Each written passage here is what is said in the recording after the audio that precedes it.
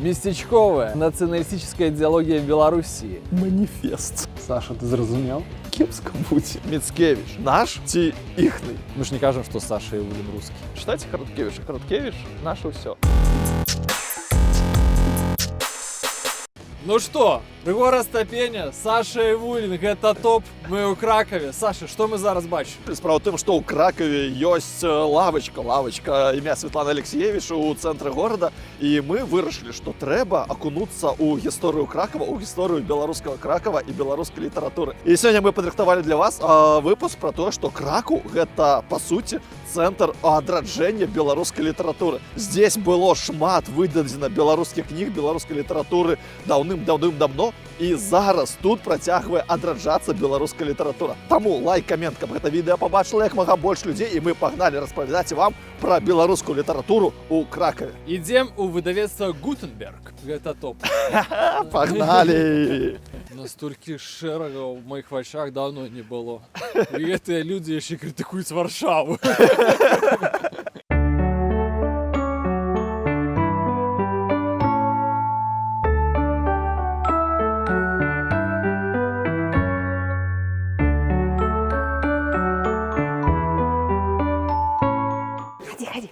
Так, гэта салон нашага выдавецтва. Тут ёсць печка, якая па начах нагреваецца, да яе можна прыйсці, она такая цёплая, класная печка. Гэта канапа. З год ужо як набылі канапу, каб было зручна на ёй сидзець, глядзець фільмы. І адразу ж мы пазычылі грошай, набылі праектар. Мы глядзім тут фільмы у перакладзе на беларускую мову. Дзякуй шматлікім ініцыятывам, якія цяпер перакладаюць нестрымана найлепшыя, самыя новыя нават фільмы па-беларуску, мы карыстаемся. Ну, таксама тут ёсць палічка з нашымі кніжкамі, палічка з кніжкамі канкурэнтаў. Не канкурэнтаў, канешне, калегаў. Вось што у вас зараз топ-3 кнігі, якія у вас проста ляцяць? Тое, што топ-3, это кніжка, якую мы тыдзень таму атрымалі з друкарні. Гэта «Дзікае паляванне караля Стаха», але не Караткевіча, а Андрэя Хадановіча, бо гэта вершы да оперы паводле аповесці Караткевіча. Яна так суперэстэцкі зроблена. Мастачка, якая таксама жыве ў Кракаве, Ганна Каспяровіч. Глядзіце, тут такая штука, бачыце, тут поўня, і на ёй едуць коннікі. А можна так вось зрабіць, хоп, лёгкім рухам рукі. Выкладка пераўтвараецца у такі прывітанне ад Караткевіча, ён тут за намі наглядае. Ну і агулам кніжка вельмі класна аформлена. У Кракаве Караткевіч таксама след свой заставіў. Канешне ж, не мог прамінуць такі прыгожы горад, і ён тут быў і адчуў всю прэлесць гэтага прекраснага горада і пабываў на ўсіх самых выбітных, выдатных архітэктурных помніках, падзяліўся сваімі нейкімі спосабамі дасягнення дзену. Цудоўнейшае надвор'е, просто топ. Як заўжды ў нашай перадачы мы ўсіму радуемся. Таму, калі ідзе дождь, калі вее вецер, калі ўсе людзі ходзяць у шапках, мы дзеля вас стаім паўгола, як бы, і даем якасны контент. І сёння Саша нам раскажа цудоўную гісторыю пра свайго земляка Владзіміра Караткевіча. За твоей спиной Марыяцкі собор. Ну, справа ў тым, што Марыяцкі собор гэта адзін з самых культавых собораў не толькі Кракова, але і ўсёй Польшы, і гэта такая, ну, адна з галоўных дастапрымячательнасцей Кракова. І справа ў тым, што аднойчы Владзімір Семёнович Караткевіч, мы аршанцы любім вандраваць, прыехаў у Кракаў і думае, ну, калі я ў Кракаве, то трэба падняцца на самую высоту, таму што Владзімір Семёнович Караткевіч гэта самая, мне здаецца, адна з самых найбольшых высот у беларускай літаратуры. І ён такі, ну, окей, пайду, узяў з сабой 4 бутылкі гарэлкі, гэта важна, ён так пісаў у мемуарах, і пайшоў на самы верх Марыяцкага касцёла. Ну, касцёл насамрэч даволі вялікі, так? Карацей, там есть специально обученные люди, которые дуют в трубу, чтобы показать что-то в Кракове идет хорошо. И, короче, Владимир Семенович поднялся на самый верх, напомню, с 4 бутылками водки. Такой, типа, можно я потрублю? Сначала ребята, которые там это все делают, вот, трубач, вот он. И вот Владимир Семенович Короткевич настолько был уверен в себе, что взял и даже подружился с этими ребятами из Польши, хотя польский у него был, ну, такой себе, подружился. они с ними затусовались, и он даже вот так вот точно так же дудел. Слышишь звук? Представь, что это классик наш, який казав, что чим вище ми до Бога, тим нам лепей. Цудоўная гісторыя, ставце лайки, подписывайтеся. Гэта топ Саша Івулін, Рыгора Стапеня. Працуем дзеля вас на морозе, под дождем. І лед уже нейкі лежыць, ветер вее, але мы даем якасць. Карацей, ну и самое главное, что хлопцы и девчата, читайте Караткевича. Караткевич — наше все. З топаў нашых выданняў гэта, канешне, кніжкі Сашы Філіпенкі. Яны разлетаюцца проста вельмі хутка. Я магу вот гэта патлумачыць толькі тым, што Саша Філіпенка сапраўды жадаючы зрабіць што-небудзь класнае для беларускай тэмы, проста не гледзячы падпісаў дамову аўтарскую, і таму ён не ведае, што ў яго в аўтарскай дамове запісана 10% роялці. Ну, насамрэч, роялці вельмі невялікая, асабліва з улікам таго, што мы трымаем нізкай цану на яго кнігу, ну просто каб кожнаму беларусу было недорага яе купіць, бо беларусам мало таго, што трэба заплаціць за кнігу, яшчэ ім трэба заплаціць за перасылку, а часам гэта перасылка куды-нибудь в Грузію, куды перасылка каштуе даволі дорага. Ну і таму мы стараемся трымаць цэны на нашы кніжкі невысокімі, каб маглі все прачытаць. Тебя здзівіла, што Янушкевич сказаў: «Ай, не, гэта не буду чытаць на беларускам, не буду выдаваць», і ён ідзе да цябе. Две гісторыі было. Па-першае, Сашу Філіпенку мы запрашалі да супрацы яшчэ в самым пачатку. Мы яшчэ выдавецтва не арганізавалі, але ўжо напісалі Сашу Філіпенку, што Саша, дзеля цябе зробім выдавецтва. Ну трэба па-беларуску. Ну, мы уже там не фармулявалі там дакладна, мы вельмі ветліва просто напісалі, што гэта вельмі трэба, і мы гатовыя гэтым заняцца, калі ёсць такая згода на гэта. А вы ўжо рабілі нешта? Вы ж да Філіпенка? Мы на той момант рабілі каляндар мовавольных. Яшчэ толькі. Кніжак, ну, не пачалі рабіць. Ну, мы там в Беларусі выдавалі тое і тое, аднак жа, ну, пакуль яшчэ не было выдавецтва Гутенберг Паблішер.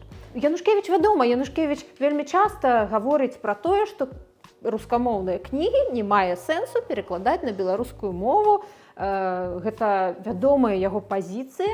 Ён, напэўна, з рускай мовы пераклаў толькі Толстога «Воскресенье». Ну, гэта яго пазіцыя. Ну, мне іншая. Мне здаецца, што якраз такі на беларускай мове Філіпенка, ну, зусім інакш чытаецца. Ну, прынамсі, вось «Былы сын» для мяне, ну, гэта, ну, па-расійску яна чытаецца вось так, а па-беларуску, ну, зусім інакш. Я ведаю шмат беларусаў, якія проста не чыталі Сашу па-руску. Ну, так вось, такі ў іх прынцып.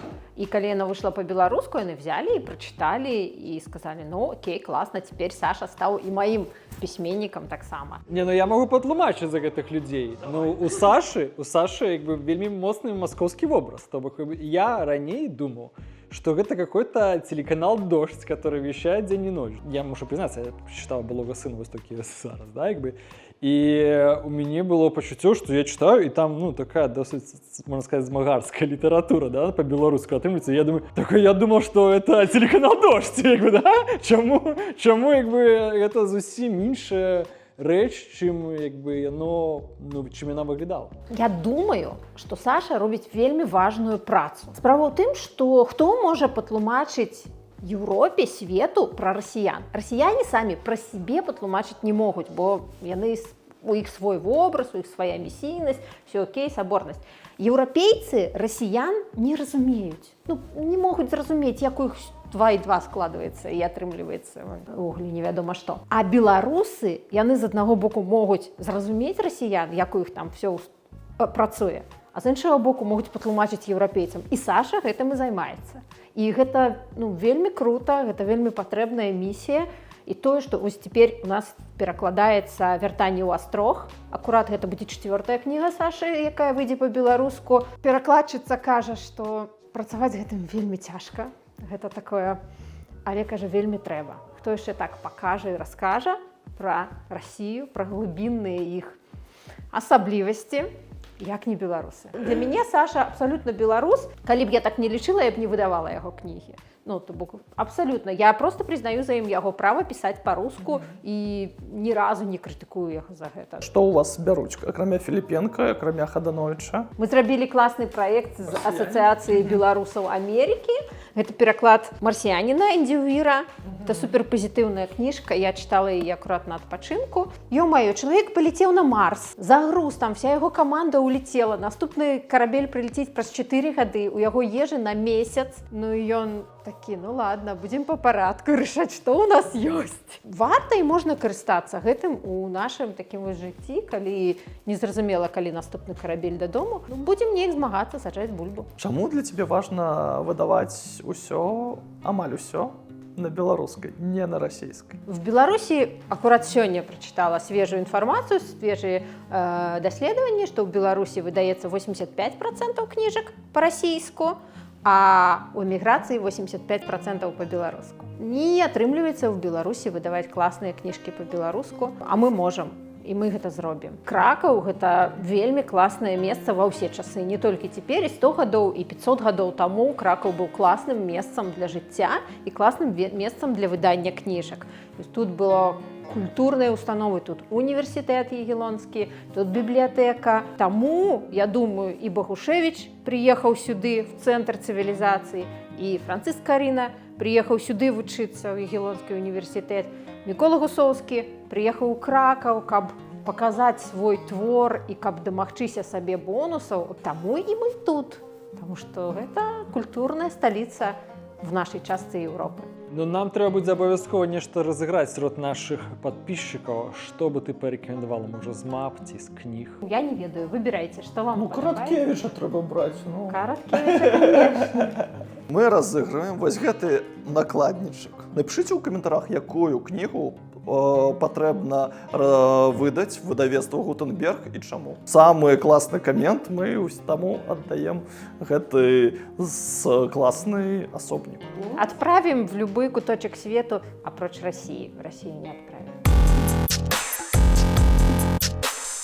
Здесь ёсць помнік Адаму Міцкевічу на цэнтральнай плошчы Кракава. Помнік Адаму Міцкевічу, нашаму выбітнаму беларусу. Хаця гэты беларус ні разу не быў у Кракаве. Чаму яго так любяць палякі? Распавядзі мне. Не, ну палякі зразумела, чаго яго любяць. Як бы класік польскай літаратуры, пэўна. Галоўны літаратар, галоўны паэт. Галоўны паэт, но ён жа нарадзіўся ў Беларусі. Таму вечны спор. Міцкевіч наш ці іхны? Ён не належыць да нейкай нацыянальнай групы, так як мы цяпер уяўляем гэтыя нацыянальныя групы, тады гэта не было сфармавана, это ўсё ж такі даўно было. Усе народы, на которые як бы дзе рабіў, дзе ствараў Міцкевіч, маюць права прэтэндаваць на нейкую ягоную спадчыну, як робіць і Польшча, і Беларусь, і Літва. Тваё адчуванне, якое, калі чалавек, вось Адам Міцкевіч, ён нарадзіўся ў Беларусі. Ён стаў суперзоркай у Польшчы. Я рабіў выпуск з Вінсентам, які распавядаў пра Макса Каржа, які таксама нарадзіўся ў Беларусі, стаў суперзоркай у Расіі. Ці маем мы права называць там Каржа беларускім выканаўцам, Міцкевіча беларускім паэтам? Давай крыху вось у гэтую гісторыю пагуляем. Відавочна, што я не згодны з Вінцэнтам адносна гэтага, як бы Макс Корж, калі мы пачнем з Каржа, да? З нашага вялікага паэта сучаснасці. Але ў любым разе, конечно, беларуская абсалютна. Мы ж не кажам, што Саша Івулін рускі. Таму што я нават зараз размаўляю па-беларуску, таму ты выбіў у цябе ўсе казары.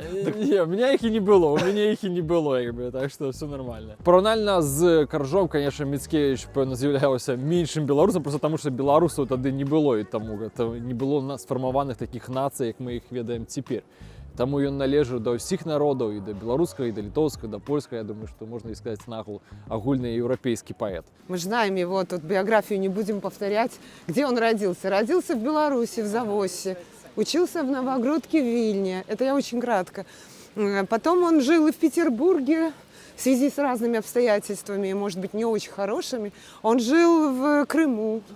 Он влюбился в Крым, написал эти знаменитые крымские сонеты.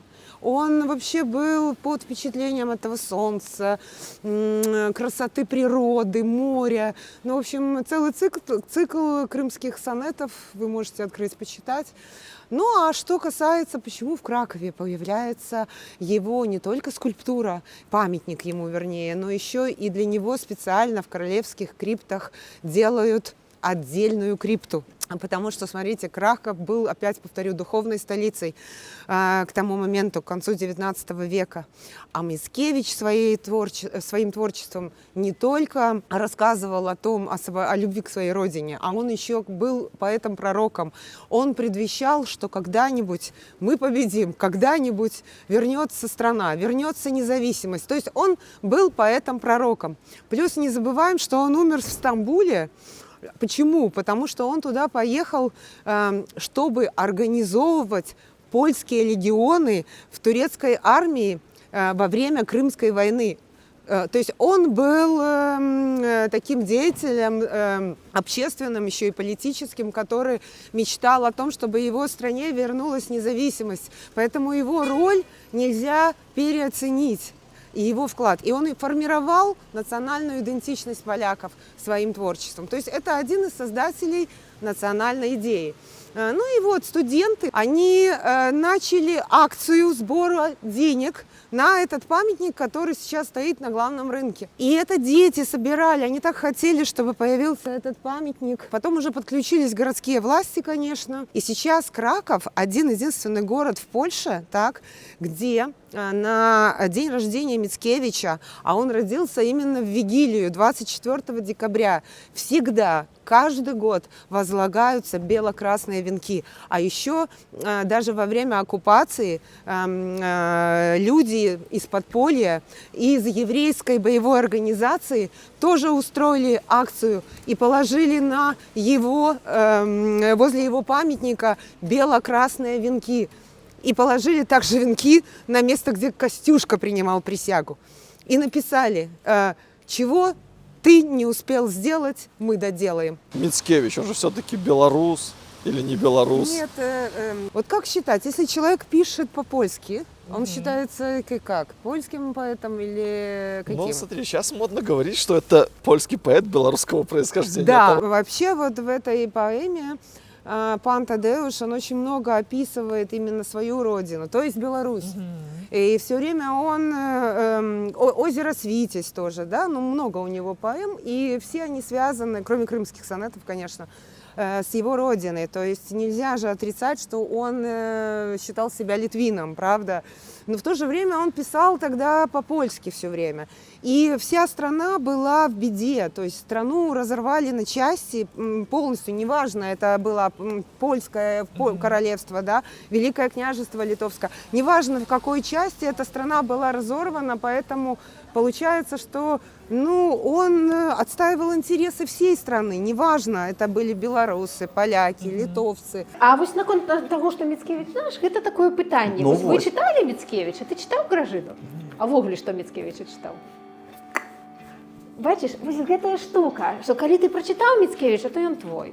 А пакуль ты яго не прачытаў, то ё-маё. Ну як тут сказаць, што Мицкевич наш? Я ўжо дарасла до таго этапу, што я дазваляю людзям выбіраць ідэнтычнасць ужо ў нашай сучаснасці. У мяне там рознай крыві, я выбіраю сваю ідэнтычнасць. Хтосьці выбірае сваю ідэнтычнасць, хтосьці кажа, я адначасова паляк і бразілец.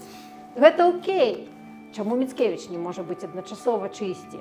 Але калі хтосьці заяўляе, што Мицкевич наш, ці палякі, ці беларусы, неважна, што не чытаўшы Мицкевича, нічога пра яго не ведаючы, адкуль ён і што ён напісаў, гэта неяк так, не вельмі цікава.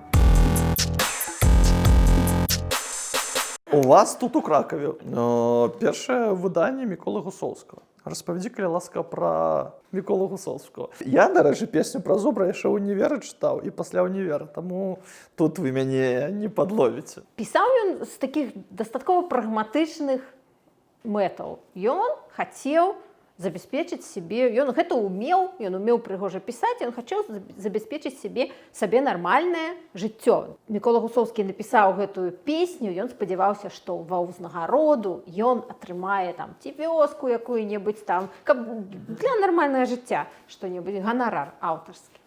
Не роялці такое. Аднак жа так неўдала яму ўсё складалася. Ён ужо прыехаў у Кракаў, той папа, які замаўляў гэтую песню, памёр, кардынал, які ім апекаваўся, памёр. Бона Сфорца, ён хадзіў да Боны Сфорцы з гэтай песняй. Або не сфорцы было не да песні, ёй не спадабалася, і ўвогуле яна сказала, мне не вельмі цікава, нейкія там грошы яна заплаціла, ну гэта было просто грошы, нейкае ўтрыманне. Таму Гусоўскі быў расчараваны сваёй працай, быў незадаволены, злы і такі не вельмі шчаслівы чалавек на нешчасце. Аднак жа кніга выйшла, прычым кніга выйшла тут у Кракаве у друкарні, якая славілася найлепей выкананымі кнігамі, і літаральна днямі знайшлі месца, дзе гэтая друкарня ў Кракаве была. Я спадзяюся, што хутка гэта можна будзе абнародаваць, пакуль што мы тут в кулуарах, так бы мовіць, гаварылі пра гэтае месца, мне паказвалі шыльду і казалі, вось адсюль налева 10 крокаў. Но спадзяюся, хутка можна будзе нармальны гайд зрабіць і, магчыма, нават паставіць там якую-небудзь, не ведаю, шыльду ці бронзавы помнічак зубру. Саша, где мы находимся? Правда, что я тебя привел туды, где колисти очень-очень давно была напечатана первая книга Франтишка Богушевича «Дудка белорусская». Именно в этом здании. Это была очень запрещенная литература в то время. Как он назывался? Матей? Ты Ну, мне да. Ты мне проводишь испыт зараз? Так. Какой творческий псевдоним? Матей Бурачок, я отгадал, яке це питання. Я хотел тебя... Матей Бурачок менавіта вось у гэтым здании надрукаваў свой першы зборнік вершаў «Дудка беларуская» менавіта здесь. І та прадмова у гэтым зборніке вершаў актуальна да гэтага часу, якая прадмова не па-кі. Карацей, тут вышел маніфест беларускага нацыяналізму ў канцы 20-го стагоддзя. Тут он падняў сваю галаву і пасля кантрабандосам поехал у Беларусь. Слухай, а ты себе лічыш беларускім нацыяналістам ці не? Не, я думаю, што можна спрачацца адносна дэфініцыі гэтага слова, але ў пазітыўным канструктыўным сэнсе так. Ну, патлумаеш крыху больш, што ты маеш на ўвазе? Ты, Рыгор Астапеня, ў нашым шоу заявіў, што Рыгор Астапеня все ж таки беларускі нацыяналіст. І зараз ён патлумачыць чаму. Я думаю, што все ж таки шмат ад чаго залежыць менавіта ад дэфініцыі, да? Ось все ж таки дэфініцыя нацыяналізму акурат заключаецца ў тым, што чалавек ставіць інтарэсы сваёй нацыі досыць высока, шануе і так далей, і гэтым кіруецца, ў прынцыпе, ў палітычным жыцці. Ну, вось я думаю, што я акурат той чалавек, который ставить белорусские национальные интересы. Это учить как политичную промову уже. Давай немного сбавим обороты. Скажем так, я люблю Беларусь, давайте так, прямо, аккуратно. Я люблю читать вельмі шмат ваты. Не то, что я люблю, но частка это моей працы в некой ступени. Тому я читаю высокоякостную вату, которая такая досыць серьезная. Ну и люблю низкоякостную. И я могу зачитать некалькі слов з низкоякостной ваты адносна Богушевича. Местечковая националистическая идеология в Белоруссии начала формироваться в самом конце 19 столетия.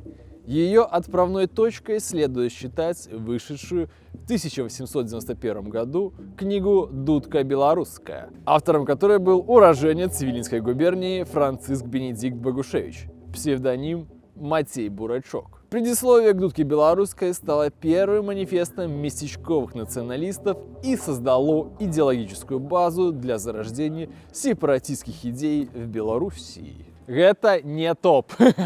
По щелчку перенесемся туда, где мы посмотрим и поддержим в руках вот этот вот самый первый сборник белорусского национализма. Мы погоним у библиотеку Ягелонского университета, где заховался вот первый оригинальный особник гэтага выдання. Тут крыху адбылася ЧП. Нам наляцелі бібліятэкаршы, кажуць, нельга здымаць у нас нічога. І наш просто легендарны праваднік, які вучыцца у гэтым універсітэце, пайшоў разруліваць дырэктарам. Ну, мы прайшлі нейкія, не ведаю, калідоры, дзе ніколі не быў, там дзе толькі персанал можа ўваходзіць. Мы, значит, зайшлі да дырэктара. Я кажу, глядзіце, гэта першае выданне «Дудкі беларускай», кажу, гэта для літаратуры беларускай увогуле такі важны твор, кажу. І ён слухае, ківае, кажу, тут трэба засканаваць, трэба зрабіць сканы, трэба там все каб было на будучыні захавалася. Ну, круто, давайте, рабіце, кажу. Покажи, калі ласка, за што мы змагаемся. Рукі вось бачыш трасуцца. Матей Бурачок, Саша Часнок, все нормально, все по стандартах. Ты 1891. Ну што, першы накладнік быў 3000 экземпляраў. Досыць доўга ў Беларусі выкарыстоўвалася паралельна абодва алфавіты, кірыліца і лацінка. І толькі на пачатку ўжо 20-го стагоддзя было вырашана, ну, перадусім, пэўна, наша ніва, да, хутчэй, з'яўляецца тут галоўная інстытуцыя, якая вырашыла, што будзем карыстацца перадусім кірыліцай.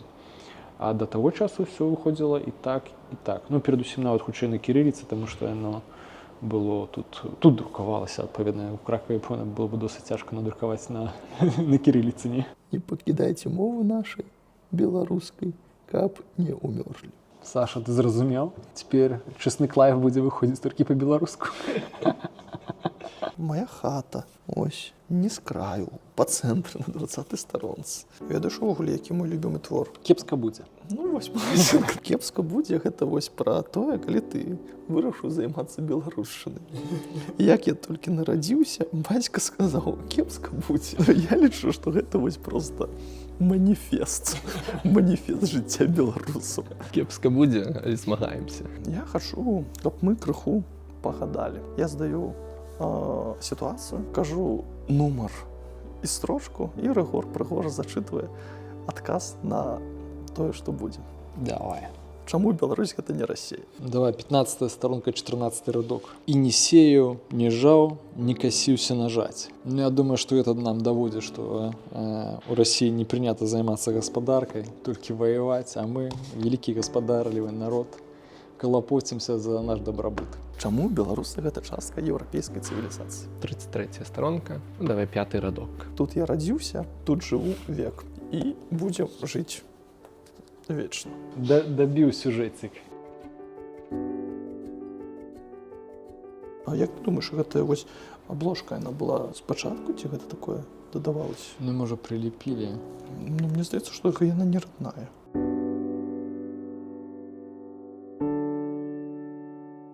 А наколькі ўвогуле гэта гісторыя пра выдавецтва кніг, яна можа быць паспяховым бізнесам зараз? Ці гэта такая добрайчыннасць і ўсё? Мы калі рабілі выдавецтва, мы все рабілі для таго, каб гэта працавала як нармальны бізнес, нармальны чалавечы бізнес. То бок у нас ёсць дамовы, у нас ёсць пазыкі, пад працэнты пазыкі. Ну, то бок не то, што там пазыч мне грошы, а я табе не аддам. А нармальныя інвестыцыйныя дамовы, ёсць дамовы з аўтарамі, ёсць разлікі, колькі павінна каштаваць кніга, каб мы, вось, прадаўшы яе, там забяспечылі сабе арэнду гэтага офіса, заробак і гэтак далей. І нібыта все гэта павінна працаваць у такой ідэальнай сферычнай вакууме сістэме, калі б не пэўныя нечаканасці. А нечаканасці выяўляюцца, ну, такая самая найбольшая нечаканасць, якая нас падкасіла, і мы б ужо збанкрутавалі даўным-давно, гэта польская бухгалтэрія, якая нас проста взяла з нас грошы на працягу пэўнага часу і нічога не зрабіла. І мы ў выніку вымушаныя былі заплаціць яшчэ раз іншай бухгалтэрыі, каб ад справаздачцы заплаціць падаткі, і каб на нас не было штрафаў і гэтак далей. Прычым гэта толькі яшчэ палова гісторыі рашылася, а другая палова яшчэ ў падвешаным стане, мы не ведаем, чым нам гэта адзавецца. Або калі ўзнікаюць гісторыі, калі беларускую кніжку трэба дзесьці прадставіць, ну, а яе трэба прадстаўляць аб'ектыўна нам на выставах, на кірмашах, то без дапамогі, без нейкіх грантаў немагчыма абысціся. Калі прапаноўваюць дапамогу без вяртання, то з удзячнасцю прымаем, пускаем гэта на умацаванне нейкіх такіх асноўных момантаў, як вось бухгалтэрія рашыць гэтыя праблемы, там паніжэнне сабекошту кніжак або заключэнне кантрактаў з праваўласнікамі. Ну і такім чынам пакуль што вырульваем. Ну, прынамсі, з наступным усплёскам беларускай актыўнасці, на які мы моцна разлічваем. Мы думаем, што гісторыя не заканчваецца на нас і на нашым 20-м годзе, а будзе яшчэ нешта. І цяпер, калі ёсць такі спад настрояў і нейкі песімізм сярод беларусаў і нежаданне нешта рабіць, то гэта мінецца, бо з'явяцца новыя надзеі, з'явяцца людзі, якія яшчэ не былі бітыя. Не патрапілі ў гэтую сітуацыю, а думаюць, што яны могуць зрабіць лепш, чым мы. І цікавасць да беларускай мовы зноўку будзе расці. І тады, да таго моманту, мы спадзяёмся стаць ужо на ногі самастойна. Рабіць выдавецтва па-беларуску, выдаваць кнігі па-беларуску, ну, нават Гэта вельмі складаная гісторыя вось з таго самага часу. Вось ты зараз робіш выдавецтва, і зараз, ну, ты сама сказала, ну, не ўсё так вельмі добра, і, ну, ёсць пэўныя цяжкасці. Навошта несці гэты крыж? Ну, без любові гэтай справай займацца не будзеш 100%. Калі взять Хадановича, які піша такія вершы, а не Кляева, які піша тое, што ён піша, таго ж Караткевіча, які в Савецкім Саюзе пісаў тое, што ён пісаў. Хочацца стаць недзе побач, хіба толькі з імі трохі, і падумаць, ну, я таксама нешта раблю каля гэтага, бо гэта такое неймавернае, такое проста нереальна класнае, менавіта класнае таму, што гэта цяжка. Было б гэта проста рабіць дзяржаўныя падтрымкі, там мастацкая літаратура, выдавецтва. Хоп, мы селі на заробку, гарбаткі папілі, кніжка выйшла. Ну, не, я не абесцэньваю працу мастацкай літаратуры, яны таксама робяць важную справу. Ну, у тым сэнсе, што гэта, калі б было б нармальная дзяржаўная замова, фінансаванне і все, ну, у гэтым не было б столькі, напэўна, прыемнасці і барацьбы. І, напэўна, калі ўжо ў Беларусі стане все окей, і беларуская мова будзе нармальна друкавацца вялікімі накладамі, кніжкі будуць друкавацца, прадавацца ў кнігарнях без праблем, не з-пад прылаўка, а стаяць, праходзіць сустрэчы з аўтарамі, то я, напэўна, не буду выдаваць тады беларускія кніжкі, я пайду куды-небудзь, дзе будзе выклік нейкі. Калі ты робіш штосьці, што рабіць складана, у цябе недзе там у мазгу нейкія нейронныя сувязі протыкаюцца нейкім імпульсам, і табе вельмі добра ад гэтага. Напэўна, з-за гэтага. І то ж самае з чытаннем беларускіх кніжак было, то так яно і пачалося, бо гэта штосьці рэдкае, гэта штосьці цікавае, прыемнае. Напэўна, з-за гэтага. Ну что, Рыгор, беларуская літаратура жыве? Жыве! Ты задовольны? Я задоволены, хлопцы і дзяўчаты. Дзякуй вялікі, што вы дагледзелі гэты выпуск до конца. Для нас гэта вельмі важна. Чытайце беларускае, любіце беларускае, подписывайтесь на канал Гэта Топ і лайки, каменты, каб гэта відео побачыла шмат народу, таму што трэба аб гэтым нагадваць, трэба нагадваць аб тым, што беларусы крутыя і беларусы гэта частка вялікай еўрапейскай ідэнтычнасці. Ёсць што дадаць? Сёння мы з'язджаем з Кракова і едем кудысьці далей. Напишите, калі ласка, ў каментарах, куды вы хочаце, каб мы завіталі. Ну і мы туды калісьці дабяремся. Ну так, і будзем працягваць вам пра крутых беларусаў, якімі трэба ганарыцца, якія заставілі свой след у еўрапейскай гісторыі. Всё? Гэта топ.